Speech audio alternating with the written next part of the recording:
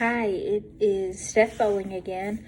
Tonight we are covering the last assignment, section 5, sin, of the 5-minute theologian.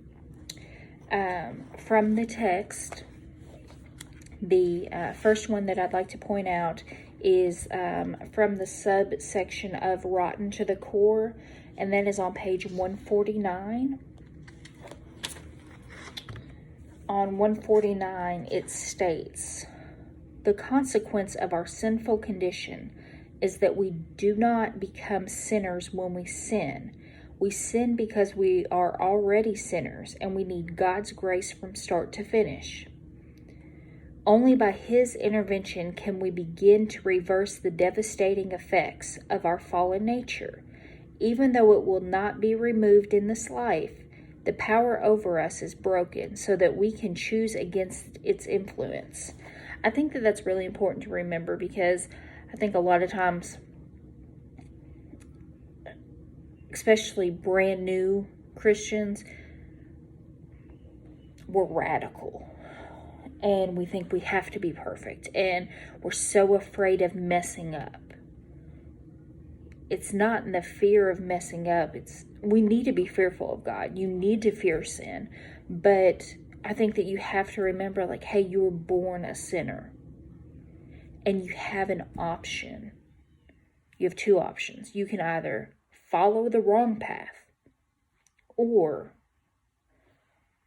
you can go against it and go more of a Christ-like influence, to where when people look at you, they don't see a sinner. We pray that they see less of the flesh and more of Christ. At least that's what I pray, that when people look at me, they see less of Steph and more of Jesus. So I think that that's something really important to take away from that text. The next one is our poisoned capacities, and that comes from page 151. Now then, on 151 it says, "Part of our sinfulness is our inability to see the real issue." Wow. We don't want to see what's right in front of us. We don't want to see that maybe the problem is us.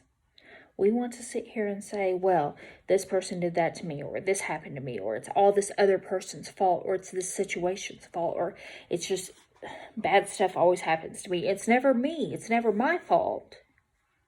It's everything else around it. That's a problem. That's a problem. That's the moment when you need to stop. Get your Windex out of the cabinet, spray the mirror, clean it off, because obviously you cannot see the situation. You can't see clearly. So let's go ahead and remove all that debris, the toothpaste splatters and the water spots and everything else, because you can't see what the issue is.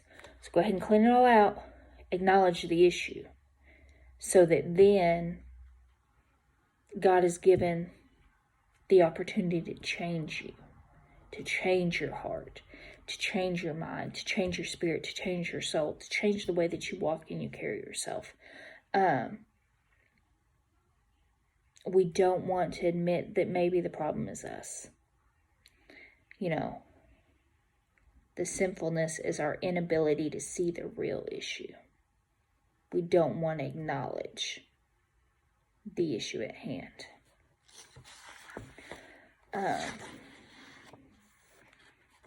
The last one comes from page 155, and that is universal devastation. That is the subtitle of that text. And on page 155 it states, "Sin's impact is massive, but God's grace is sufficient and available to all." So sin's impact is massive. Absolutely massive. One sin can devastate an entire family. One sin can alter someone's entire life. but God's grace and mercy is always available. So whether you commit the worst crime ever, or you steal a Tootsie Roll from the gas station, it does not matter the sin. A sin is a sin. What matters is that God is always there for you. His grace is always there, but you have to be willing to accept Him in your heart. You have to say, God, take over. I can't do this anymore. Take the wheel. I am nothing without you. I believe that in the text that they're trying to state that it's when we turn our lives to Christ and we give up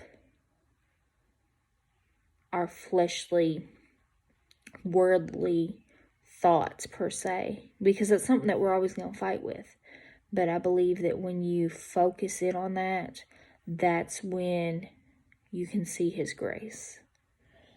When you acknowledge that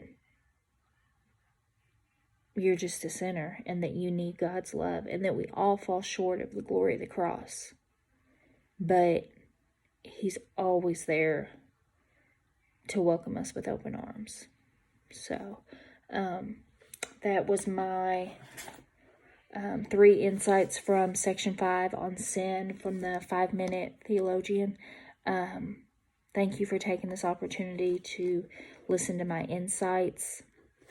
I appreciate it. I've enjoyed this so far.